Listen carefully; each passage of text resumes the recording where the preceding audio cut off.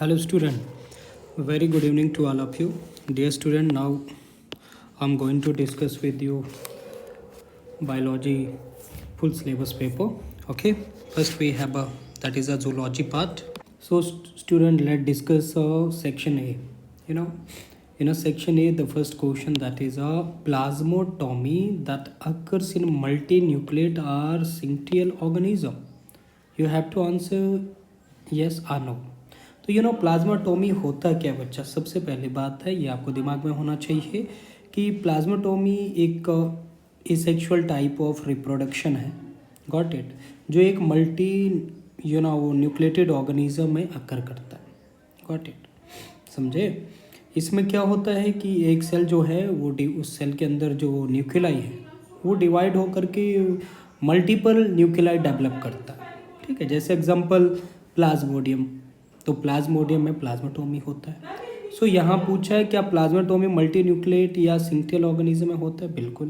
तो answer should be the yes. Recovery of second question, recovery of product it's refining and processing is called dash processing and but very well. जैसे बायोरेक्टर है, तो बायोरेक्टर में जो भी आपने सबस्ट्रेट ऐड करे एंड एज अ रिजल्ट एक स्टेबल कंडीशन प्रोवाइड करा और एज अ रिजल्ट प्रोडक्ट मिला, लेकिन उस प्रोडक्ट को हम इमीडिएट मार्केट में उसको लॉन्च नहीं करते. कोई भी प्रोडक्ट, चाहे वो मेडिसिन है या वो खाने की चीज़ है या वो फर्दर बट कोई लगाने की चीज़ है, जैसे कॉस्मेटिक है, तो उसका पहले डाउन स्ट्रीम प्रोसेसिंग होता है. तो डाउन स्ट्रीम प्रोसेसिंग एक ऐसा प्रोसेस है जिसमें प्रोडक्ट की क्वालिटी को असेस किया जाता है, उसका केमिकल कंपोजिशन को असेस किया जाता है. Got it. तो इसलिए आंसर क्या आएगा, down stream processing. Got it. Then next, Dolly sheep है ये. Dolly sheep is not a GMO, genetical modified organism. Yes exactly, Dolly is not a GMO, क्योंकि डॉली में हमने यहाँ पर उसके जेनेटिक मटेरियल में कोई बट चेंजेस नहीं करा. तो जेनेटिकल मॉडिफाइड ऑर्गेनिज्म वो होता है जिसका जेनेटिक मटेरियल में हमने चेंज लाया, म्यूटेशन काज करवाया आर्टिफिशियल तरीके से. लेकिन डॉली जो इसमें तो एक स्पेशल सेल से ही, एडल्ट सेल से डॉली शीप को डेवलप किया गया. So it is not a GMO. तो answer should be the yes. Then trisomic condition is represented as. तो ट्राइजोमिक कंडीशन का formula, it is a type of aneuploidy, एक false पोलॉइडी है जिसमें या तो क्रोमोसोम नंबर बढ़ता है या तो क्रोमोसोम नंबर घटता है, सम टोटल जो भी. तो 2n+1 ट्राइजोमी में, जैसे 2n ह्यूमन में कितना होता है 46, प्लस 1 कितना हो गया तो 47. तो जैसे कंडीशन आपको मिलता है XXY, लाइन फिल्टर सिंड्रोम में आपको ट्राइजोमिक कंडीशन आ, तो इसलिए आंसर शुड भी था 2n+1. देन नेक्स्ट अब आगे बच्चा हमारे पास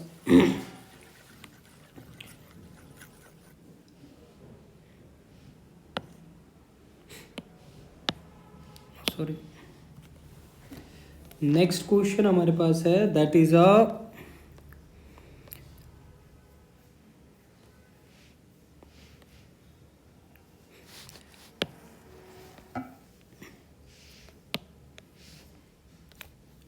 yes this one,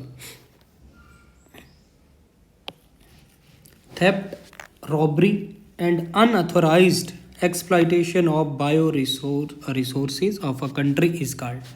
तो जब भी बायो रिसोर्सेज का विदाउट एनी अथॉरिटी का कोई भी इंडस्ट्रीज या इंडस्ट्रियलिस्ट या कोई इंडिविजुअल किसी का बायो पेटेंट को या बायो रिसोर्सेज को बट विदाउट अथॉरिटी यूज़ करता है, तो उसको हम बोलते हैं bio piracy. That is called the bio piracy. ठीक है. डन. देन नेक्स्ट अब आ गया सेक्शन बी. अब सेक्शन बी में बच्चा हमारे पास है question number 1, write on the 2 points of difference between innate and acquired immunity. अब इननेट और एक्वायर्ड इम्यूनिटी क्या है. तो इननेट इम्यूनिटी आप सभी बच्चों को पता है, it is the type of immunity that is present by birth in a person. समझे. और एक्वायर्ड इम्यूनिटी वो इम्यूनिटी होती है जिसको हम after the birth during its life time में बट एक्वायर करते हैं. ठीक है. और जो इनेट इम्यूनिटी होती है ये नॉन स्पेसिफिक होती है, ये बॉडी में हर एक टाइप ऑफ एंटीजेंस के अगेंस्ट होती है। लेकिन जो एक्वायर्ड इम्यूनिटी होती है वो एक स्पेसिफिक होती है, मतलब जैसे आपको कोविड का वैक्सीन लगा तो वो सिर्फ कोविड के अगेंस्ट ही काम करेगा, आपको हेपेटाइटिस बी का लगा वो हेपेटाइटिस बी के अगेंस्ट ही काम करेगा, आपको रैबीज़ का वैक्सीनेशन हुआ तो वो सिर्फ राब्डो वायरस के अगेंस्ट काम करेगा। लेकिन इनेट इम्यूनिटी वो इम्यूनिटी है जो कि नॉन स्पेसिफिक इम्यूनिटी है, जो बाय बर्थ इम्यूनिटी है, समझे। तो इसलिए ये ओवरऑल बॉडी में प्रोटेक्शन का काम करता है। तो इसमें आपने दो पॉइंट लिखने हैं, एक तो ये बाय बर्थ है और एक्वायर्ड में लिखना है कि ये आफ्टर बर्थ एक्वायर होता है, एक में लिखना है ये नॉन स्पेसिफिक है और एक में स्पेसिफिक है। What do you mean by humoral immunity? तो ह्यूमरल इम्यूनिटी का दूसरा नाम ही एंटीबॉडी मीडिएटेड इम्यून सिस्टम होता है, समझे। तो ह्यूमरल इम्यूनिटी वो इम्यूनिटी है जो हमारे बॉडी में एंटीबॉडीज के थ्रू डेवलप किए जाते हैं। Got it? तो इसलिए आपने लिखना है कि इसमें this type of immunity is the about develop by the antibodies, ठीक है। और एंटीबॉडी जो होते हैं वो प्लाज्मा सेल में प्रेजेंट होते हैं, प्लाज्मा बी सेल में, ठीक है भाई। तो प्लाज्मा सेल इनको डेवलप करते हैं। तो हमारे पास कौन कौन से होते हैं? तो अमीनोग्लोबुलिन जैसे IgG, A, M, D और E। अमीनोग्लोबुलिन G का काम क्या होता है कि ये हमें प्लेसेंटा से मिलता है, A मदर के कोलेस्टोरम से मिलता है, B, M जो है बॉडी में ही फर्स्ट टाइम जो एंटीजन के इन्फेक्शन से डेवलप होता है, D भी बॉडी में, और E भी बॉडी में ही डेवलप होता है बाद में, ये एलर्जी के अगेंस्ट होता है, D ब्लड स्ट्रीम में इन्फेक्शन से रोकता है। तो ये आपने लिखना है कि humoral immunity is a type of immunity जिसको हम एंटीबॉडी मीडिएटेड इम्यून सिस्टम बोलते हैं। जो एंटीबॉडी के माध्यम से हमारे बॉडी में जो इम्यूनिटी डेवलप होती है उसको हम ह्यूमरल इम्यूनिटी कहते हैं, समझे। और उसमें एग्जांपल आप बोल सकते हैं कि there are 5 type of antibody है, IgG, A, M, D, A, ठीक। Then next you have to write down about the diagnostic symptom of ascariasis. तो एस्कैरिसीस एक टाइप ऑफ डिजीज़ है जिसको कॉज कौन करता है? एस्कैरिस लम्बरिक्वाइड्स। बट आपको यहाँ से ये नहीं पूछा किसने कॉज किया क्या किया, यहाँ आपसे पूछा है कि उसके सिम्टम्स बताओ। तो सिम्टम्स क्या होते हैं? Mostly blockage of intestinal passage में प्रॉब्लम, व्हाट। दूसरा एब्डोमिनल में अबाउट क्रैम्प्स पड़ जाते हैं, हाई फीवर, इंटरनल ब्लीडिंग, ये सब आपने लिखा। Then to draw the hormonal control of oogenesis and spermatogenesis. तो oogenesis और स्पर्मेटोजेनेसिस के लिए मेन हार्मोन कौन है? FSH और LH। तो LH का क्या रोल है, FSH का क्या रोल है स्पर्मेटोजेनेसिस में? सैटोली सेल्स को स्टिमुलेट करता है और सैटोली सेल्स स्पर्मेटोजोआ को फर्दर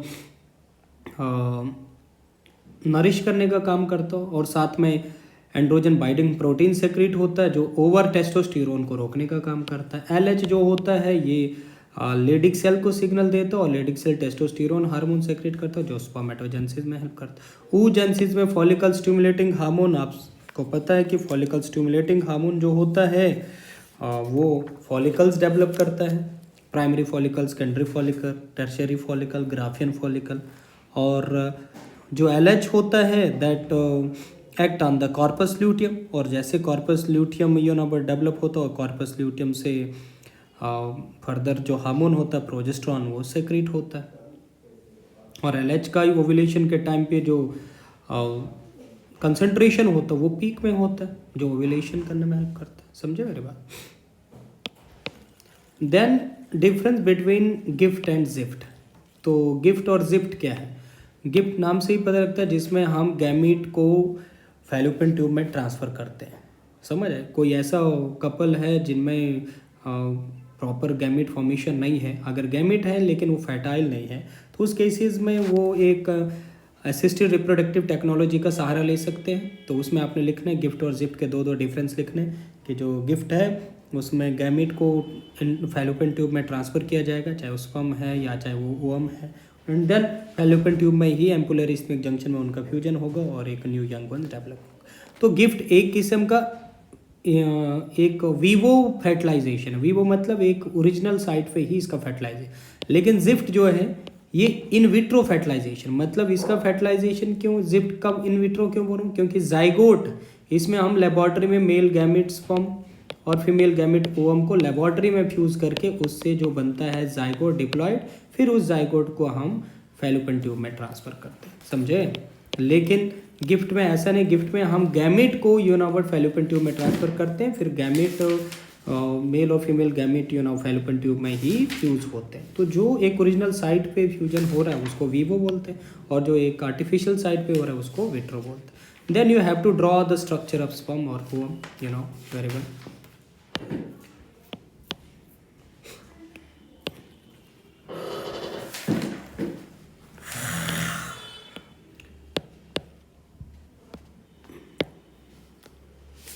देन नेक्स्ट आपके पास सेक्शन बी है, सी है। इसमें अब आपको बोला है कि हार्डी वेनबर्ग इक्विलिब्रियम। तो हार्डी वेनबर्ग इक्विलिब्रियम क्या है? दो साइंटिस्ट हार्डी और वेनबर्ग मैथमेटिशियन थे। It is not a Garg, it is a berg, Hardy Weinberg. इन्होंने क्या कहा था कि अगर वेरिएबल की कोई फॉलोइंग कैरेक्टर इन्होंने बताया, जैसे कौन कौन से कैरेक्टर की जेनेटिक रिकॉम्बिनेशन है, जेनेटिक ड्रिफ्ट है, नेचुरल सिलेक्शन, अगर ये सब फैक्टर किसी भी पॉपुलेशन साइट पे एब्सेंट होते हैं तो वहाँ पर कोई भी म्यूटेशन नहीं हो सकता, वहाँ पे कोई इवैल्यूएशन नहीं हो सकता। तो according to the Hardy Weinberg equilibrium, in a large randomly meeting of population the allelic frequency remain constant. समझ है कि जो एलिलिक फ्रीक्वेंसी होगी किसी भी पॉपुलेशन की, जो फ्रीक्वेंसी होगी किसी भी एक पॉपुलेशन साइट पे, वो कांस्टेंट रहेगा, इक्विलिब्रियम रहेगा। लेकिन कब? अगर फॉलोइंग कैरेक्टर उस एरिया में एब्सेंट है। मतलब क्या क्या? अगर उस एरिया में कोई जेनेटिक ड्रिफ्ट नहीं हो रहा, ठीक है, उस एरिया में कोई क्रॉसिंग ओवर नहीं हो रहा, उस एरिया में कोई म्यूटेशन नहीं हो रहा, उस पॉपुलेशन में कोई जीन माइग्रेशन नहीं हो रहा, तो उस केसेस में पॉपुलेशन की जो जेनेटिक फ्रीक्वेंसी है वो वहाँ पर इक्विलिब्रियम स्टेट में होगी। समझे मेरी बात? वो क्या होगी? इक्विलिब्रियम स्टेट में। और उसके लिए उन्होंने एक मैथमेटिकल इक्वेशन दिया, that is a P square plus 2pq plus Q square equal to 1। तो p यहाँ पर क्या रिप्रेजेंट कर रहा है? p यहाँ होमोजाइगस पॉपुलेशन को बता रहा है, जैसे कैपिटल ए 2pq ये यहाँ हिट्रोजाइगस कंडीशन को बोल रहा है कि एक जीन यहाँ पर डोमिनेंट है, एक एलील, और दूसरा एलील यहाँ रिसेसिव। और क्यू स्क्वायर यहाँ बोल रहा है कि ये रिसेसिव पॉपुलेशन की बात करें, ए और ए, समझ, रिसेसिव। और 1 यहाँ बोल रहा है इक्विलिब्रियम। 1 क्या बोल रहा है? इक्विलिब्रियम। देखो कैसे इक्विलिब्रियम, कैपिटल ए कितने आपको मिल रहे हैं? 3। स्मॉल ए कितने मिल रहे हैं? 3। तो इसलिए 3/3 तो कट गया, तो that you having a what? 1। तो मतलब यहाँ ये बता रहा है, जीन फ्रीक्वेंसी को मैथमेटिकली यहाँ शो कर रहा है कि अगर फॉलोइंग फैक्टर्स किसी पॉपुलेशन में अगर एब्सेंट होते हैं तो वहाँ की जो फ्रीक्वेंसी होगी वो वहाँ इक्विलिब्रियम स्टेट में होगा। लेकिन अगर वहाँ म्यूटेशन नहीं है, नेचुरल सिलेक्शन नहीं है, जीन माइग्रेशन नहीं, ये सब नहीं है। देन नेक्स्ट आपको बताया है कि describe the Darwin theory of natural selection. तो डार्विन ने क्या कहा था, ये आप सभी बच्चों को पता होना चाहिए, समझे। तो स्टूडेंट कि जो चार्ल्स डार्विन था उन्होंने क्या बताया था? उन्होंने 4 प्रोपोजिशंस उन्होंने बताई थी, 4 फैक्टर उन्होंने बताए थे कि इवोल्यूशन के पीछे। जैसे सबसे पहले उन्होंने बताया था कि अगर more individual are produce then can survive, there is a struggle for existence. उन्होंने बताया वेरिएशन के बारे में, गॉट इट। तो ये सब कैरेक्टर उन्होंने अपनी थ्योरी में बताया था कि अगर कोई भी सबसे पहले उन्होंने ये बताया था कि अगर पॉपुलेशन एक्सीड करेगा तो म्यूटेशन होगा। मतलब आपके पास लिमिटेड रिसोर्सेज है, खाने के लिए खाना कम है, और लैंड एरिया भी कम है, तो जो स्पीशीज़ होंगे उनके बीच में इंट्रा स्पेसिफिक कंपटीशन होगा, तो जिसके कारण कुछ ऑर्गेनिज्म वहाँ से माइग्रेट होकर के न्यू साइट पे चले जाएंगे और फर्दर म्यूटेट हो जाएंगे। दूसरा उन्होंने कहा था कि सर्वाइवल ऑफ द फिटेस्ट के कारण। फिर नेक्स्ट उन्होंने कहा था कि नेचुरल सिलेक्शन में ये बताया था कि कोई भी ऑर्गेनिज्म अपने नेचुरल हैबिटाइट से माइग्रेट होकर के जब न्यू हैबिटाइट में आएगा तो वहाँ के हैबिटाइट को उसको अडेप्ट करने की पावर उसके पास होनी चाहिए। अगर वो उस न्यू कंडीशन को अडेप्ट करता है तो वहाँ उसकी सिलेक्शन होगी और वो म्यूटेट होकर के एक न्यू टाइप ऑफ ऑर्गेनिज्म बनेगा। अगर नहीं कर पाएगा वहाँ पर अडेप्टेशन, तो वहाँ से वो एलिमिनेट हो जाएगा, गॉट इट। देन फिर आपको बताया गया है नेक्स्ट। अब आगे हमारे पास दैट इज़ अ जीएमओ क्या होता है और उनके क्या प्रोस और कॉन्स हैं। प्रोस मतलब एडवांटेज क्या है, कॉन्स मतलब उनके डिसएडवांटेज क्या है। जीएमओ का मतलब है that is a genetical modified organism, एक ऐसा ऑर्गेनिज्म जिसके अंदर हमने उसका जीन्स को चेंज किया है, एक ऐसे डिज़ायरेबल जीन्स इंट्रोड्यूस किए हैं जिससे अबाउट चाहे वो हाई अबाउट ईल्ड वाला जीन हो या डिजीज़ रेजिस्टेंट वाला जीन्स हो। तो मतलब हमने ऑर्गेनिज्म को एक बेनिफिट के लिए उसके जीन्स को बट म्यूटेट किया गया है, चेंज किया गया है। और क्वेश्चन ये पूछा है कि जो जेनेटिकल मॉडिफाइड ऑर्गेनिज्म है उसकी क्या क्या एडवांटेजेस हैं और क्या क्या डिसएडवांटेजेस हैं। तो एडवांटेजेस में आप सबसे पहले लिख सकते हैं कि it will remove the disease या प्रिवेंट द डिजीज़, समझे।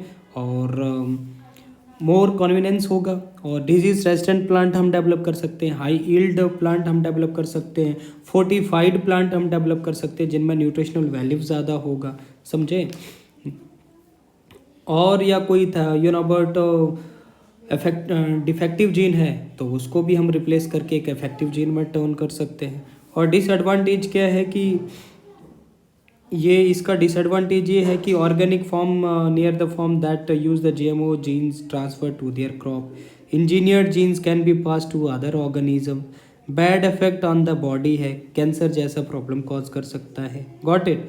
इसके अलावा it encourage the use of herbicide and pesticide. And then इसके अलावा it contract the between a farmer and the Monsanto, and it don't allow the crop circulation or to keep seeds. Seeds are engineered to not produce more seeds. Got it? Then next आ गया हमारे पास कि what do you mean by the biopiracy? तो बायोपैरेसी का मतलब ये है कि जिसमें हम अनऑथोराइज तरीके से किसी बायो रिसोर्सेज को हम एक्सप्लॉइट करते हैं, ठीक है, बिना कोई अथॉरिटी के, गवर्नमेंट के किसी भी कंट्री में जा करके या किसी स्टेट में जा करके या किसी के पर्सन बट बायो रिसोर्सेज को विदाउट अथॉरिटी हम अगर यूज़ करते हैं तो बायोपैरेसी। और बायो एथिक्स ये है कि यूज़ ऑफ बट ऑर्गेनिज्म, ठीक है, अंडर या but a control system is required. But ये है कि बायोएथिक्स में हमें ये ध्यान रखना है, ये इनर कंसाइंस का, कि किसी भी ऑर्गेनिज्म को हम अपने प्रोडक्शन के लिए उसका एक्सप्लॉइटेशन नहीं कर सकते, उसको किल नहीं कर सकते। हमें जो भी बट पैरामीटर्स दिए गए हैं गवर्नमेंट द्वारा कि किस प्रकार से अब किसी ऑर्गेनिज्म को बट अपने प्रोडक्शन के लिए एज अ ट्रायल यूज़ कर सकते हैं, तो उन सब नॉर्म्स का हमें ध्यान रखना पड़ेगा। हमें किसी भी ऑर्गेनिज्म को हम किल नहीं कर सकते हैं अपने प्रोडक्शन पर्पस के। And what is a bio patent? तो बायो पेटेंट क्या है कि इसमें एक जो भी ऑर्गेनिज्म, जैसे एक डिस्कवरर है कि हमने नीम बट से बट टूथपेस्ट डेवलप कर दिया तो वो हमारा अपना पेटेंट है, या हमने फर्दर डेवलप कर दिया टर्मरिक से बहुत सारे प्रोडक्ट डेवलप कर दिए, समझे, तो या हमने बासमती राइस डेवलप कर दिया, तो नंबर ऑफ बायो पेटेंट हमारे। तो आपने बायो पेटेंट में एक सिंपल क्या लिखना है, एक डेफिनेशन लिखनी है, तो जिसमें आपने बताना है कि बायो पेटेंट एक राइट है। क्या है? It is the patent right, the right that granted to the inventor to prevent it from other for commercial use. मतलब आपके बायो पेटेंट को कोई और यूज़ ना कर सके, चुरा ना सके। जैसे कॉपीराइट होता है वैसे बायो पेटेंट है। तो मतलब आपने किसी लिविंग ऑर्गेनिज्म से, एक लिविंग ऑर्गेनिज्म का यूज़ आपने की, किसी लिविंग ऑर्गेनिज्म से आपने कोई प्रोडक्ट बनाना सीखा या आपने इन्वेंट किया, तो उसको गवर्नमेंट आपको उसका एक पेटेंट प्रोवाइड करता है, एक राइट ग्रांट करता है, ताकि उसको कोई दूसरा चुरा ना सके। Right on any 5 difference between Turner और लाइनफेल्टर सिंड्रोम। तो टर्नर और लाइनफेल्टर सिंड्रोम में डिफरेंस बताना। तो टर्नर सिंड्रोम आपको पता दैट इज़ अ 45X0 और Klinefelter that is a 47XXY। Got it. और टर्नर सिंड्रोम फीमेल में होता है और लाइनफेल्टर जो है ये मेल में होता है। टर्नर सिंड्रोम से जो फीमेल होती है वो स्टीराइल हो जाती है, क्योंकि एक ही एक्स होता है, एक एक्स होता है। और लाइनफेल्टर सिंड्रोम से जो मेल होता है वो भी स्टीराइल हो जाता है और उसमें फीमेल लाइक कैरेक्टर डेवलप हो जाते हैं। Got it. Then next, what are Eltonian pyramids with the help of example each explain upright and inverted pyramid of number. Why is the pyramid of energy always upright? तो एल्टोनियन pyramid क्या है कि जिसमें हम एक जो हमारे पास